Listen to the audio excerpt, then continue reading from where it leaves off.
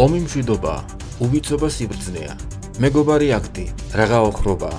ესაა დასავლური მეგობრობა, ქართველი ხალხის სრული იგნორი, დასავლეთის მონების ჩვენ თავზე დასმის დაუღალავი მცდელობების სერია. ასე ეხმიანება მაია ნიკოლეიშვილი მეგობარ აქტს, რომელიც ამერიკის სენატშია წარდგენილი. ესაა სეთურისეული მართვა, ესაა თეთრი ადამიანის ტვირთი და მისი დანახული თეთრი აზიელები. ხო, ქართველები, კავკასიელები, რუსები, მათთვის თეთრი აზიელები ვართ. გეყურებათ თეთრი აზიელები.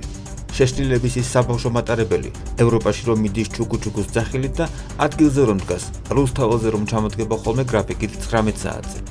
იქით პოლიტიკოსების როლის შემსრულებელი მარიონეტების თეატრი ორი ბურატინოთი, რამდენიმე მობერებული მალმინა პოლიტიკოსით, ლისა ალისა და კოტ ბაზილიოთი, სადაც ლისა ალისა და კოტ ბაზილიო პრეზიდენტობას და პრემიერობას უმიზნებენ, უნიტაზში.